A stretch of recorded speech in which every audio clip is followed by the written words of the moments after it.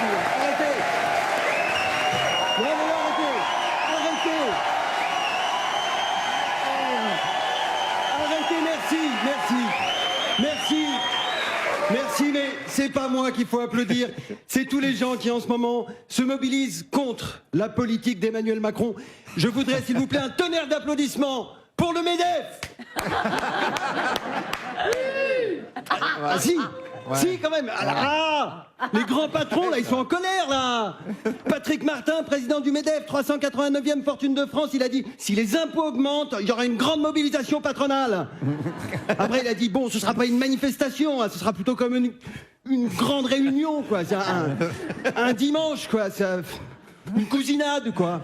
Voilà. Si les impôts augmentent, on fait une cousinade. Moi, j'adore les cousinades, c'est super. C'est la grande bourgeoisie qui se retrouve après la messe sur la pelouse du château de famille. Et au dessert, il y a le curé qui les rejoint et c'est toujours plein d'émotions.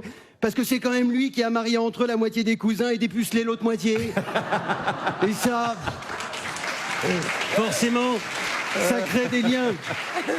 Ils ont des valeurs, le MEDEF, la famille, le travail, la patrie.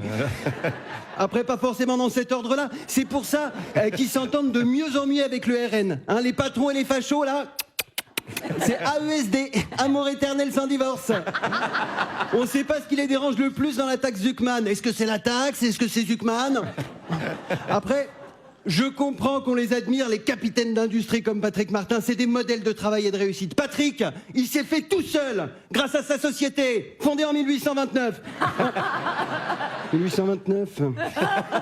Bizarre ça, il aurait 200 ans, Patrick Martin? Non, soit il a une très bonne crème de jour, soit il a récupéré l'entreprise familiale, ce gros assisté là. Ah, putain, je peux plus les blairer, moi. Les chefs d'entreprise, ils passent leur temps à se plaindre alors que le système entier est conçu pour leur faire gagner du fric. Exonération de cotisations sociales, subventions, taux réduit de TVA, crédit d'impôt recherche, crédit d'impôt innovation, crédit d'impôt famille, garantie de prêts, fonds régionaux, fonds nationaux, fonds européens. Les patrons, ils ont plus d'aide que Philippe Croizon, quoi. Patrick Martin, quand il est constipé, t'as Macron qui vient lui masser son petit bidon. Il est là. Ça va aller, monsieur Martin, vous allez voir. Ça va bien descendre comme ça. Voilà, ça vient. Ça vient. Ne vous inquiétez pas pour le tapis. Le Premier ministre a mis ses mains en coupelle, comme d'habitude. Hein? Attention, Sébastien. Attention. Hop, panier. Eh ben, ce sera banana split à Matignon ce midi. Non, mais pourquoi on les aide comme ça, les chefs d'entreprise? Ça ne sert à rien, les patrons. Même le mien. Même le mien, Mathieu Pigasse. Il est super sympa. En vrai, il est adorable, il vient nous faire un petit coucou de temps en temps. Ouais, hein, il veut bien payer plus d'impôts, il met des t-shirts mal taillés pour ressembler à ses salariés. Mais il ne sert à rien. À rien, c'est pas lui qui branche les consoles, qui installe les micros, qui lance les musiques. Et sauf erreur de ma part, c'est pas lui non plus qui nettoie les studios à 5h du mat. Ou alors il est grand temps que quelqu'un lui dise que les blackface, c'est moyennement tendance. Hein? C'est pour ça. C'est pour ça que Patrick Martin et les autres consanguins du MEDEF, ils font des meetings et pas des manifs. Ils savent rien faire tout seuls. Patrick, pourquoi tu brandis une nappe comme ça? C'est pas une nappe, c'est une banderole.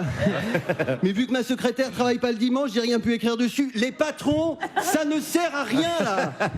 Faut arrêter avec les gros mythos du capitalisme, repris en boucle par les ministres et les journalistes comme une petite chorale de suceurs de cul, là.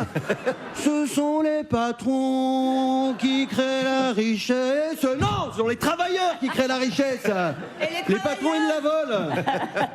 Ok, Lénine. Et les patrons, ils créent pas des emplois, peut-être? Non, ils ne créent pas d'emplois. Ils ont besoin des employés pour produire et ils les sous-payent pour se verser des dividendes. Peut-être, mais c'est quand même eux qui prennent des risques. Mais niquez-vous! Un couvreur, ça prend des risques. Un égoutier, ça prend des risques. Un manutentionnaire, ça prend des risques. Patrick, le seul risque qu'il prend, c'est de se fouler l'index en doigtant sa cousine. Oh. Ça sent comme maman, dis donc. Merci de m'avoir écouté. Cher Emmanuel Barré, son analyse, toujours très pointue. On te retrouve en tournée partout en France, au Bataclan, tout à fait, au printemps.